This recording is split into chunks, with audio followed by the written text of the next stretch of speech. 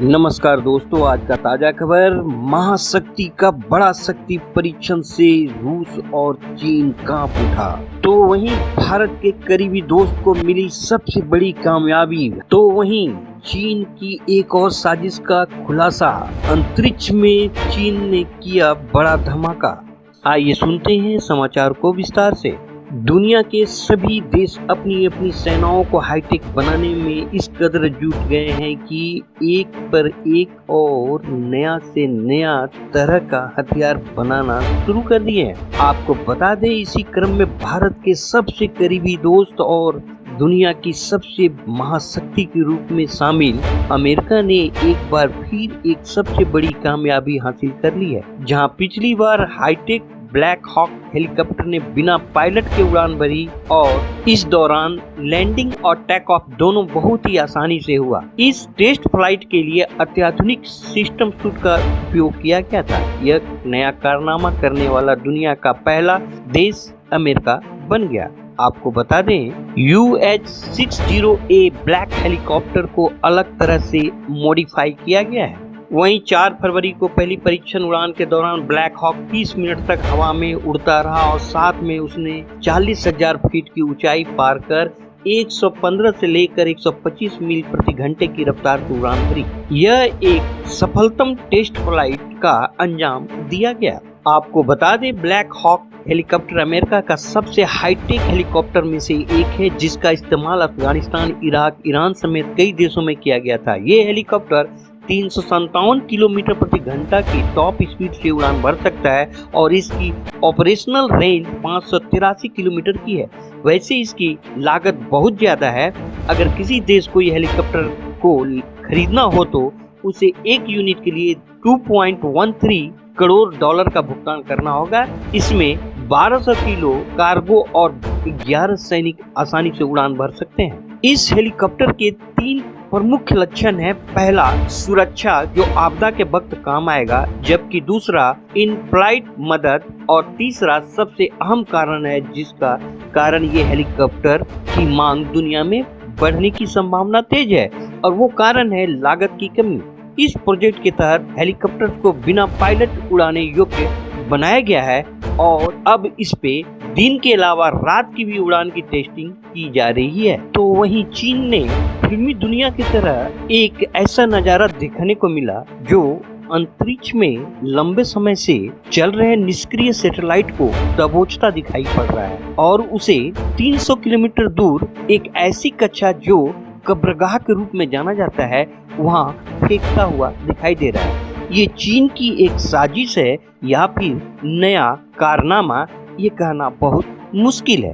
यह एक चीन का गोपनीय मिशन है, क्योंकि चीन ने अभी तक किसी भी ऐसे अंतरिक्ष ठेले का जिक्र नहीं किया है। लेकिन centre for strategic and international strategy and secure world foundation ने पिछले महीने एक वेबिनार में ये दुर्लभ जानकारी पेश करते हुए उन्होंने कहा कि एक निजी अमेरिकी कंपनी, उन्होंने कहा यह विशाल कंपनी ऑप्टिक दूरबीन के एक व्यापार वैश्विक नेटवर्क का उपयोग करते हुए उपग्रहों की स्थिति को ट्रैक करती है। इस वीडियो में दिखाया गया है कि अगले कुछ दिनों में 2 अंतरिक्ष यान डोलते हुए पश्चिम दिशा की ओर जाने लगे हैं।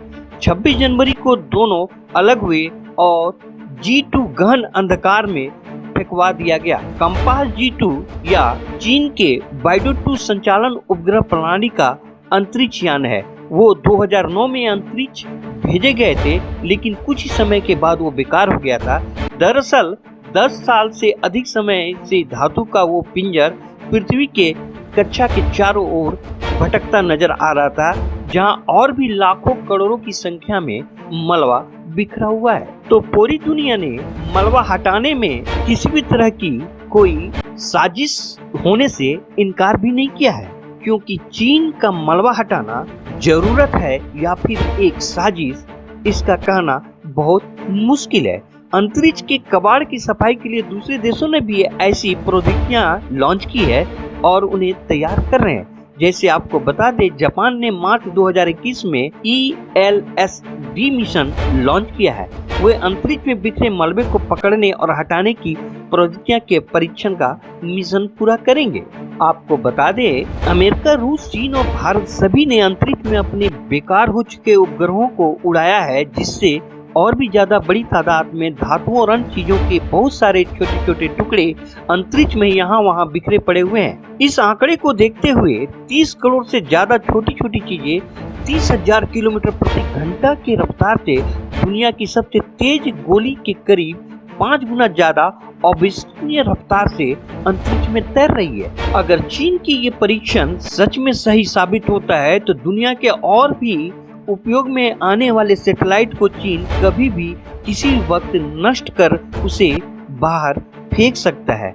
अतः यह चीन की कामयाबी है या फिर एक दुनिया के लिए सबसे बड़ी चेतावनी। तो वहीं दुनिया की सबसे बड़ी महाशक्ति के रूप में यूएसए और उसके सहयोगी देशों का सबसे बड़ा सैन्य शक्ति प्रदर्शन एलिफेंट वॉक वर्ल्ड वार 2 की याद दिलाता है। आपको बता दें, यूक्रेन और को लेकर जहां रूस और अमेरिका के बीच भारी तनाव है, तो उधर चीन इस मुद्दे पर रूस का साथ दे रहा है। इसी को देखते हुए यूएसए और सहयोगी देश का सबसे बड़ा सैन्य शक्ति प्रदर्शन हो रहा है।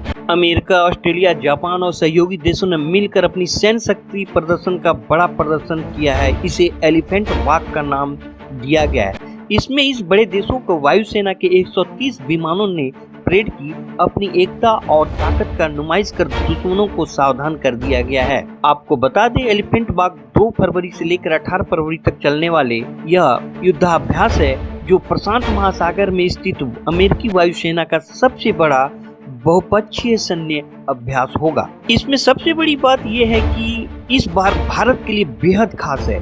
अमेरिका के पैसिफिक एयरफोर्स की वेबसाइट पर दी गई जानकारी के मुताबिक भारत पहली बार इस बड़े सैन्य अभ्यास में शामिल हो रहा है, लेकिन शायद भारत में रूस के साथ दोस्ती को देखते हुए इस खबर पर ज्यादा चर्चा नहीं की जा रही है। फिर भी भारत चीन को अपनी मौजूदगी जरूर दिखाना चाहेगा।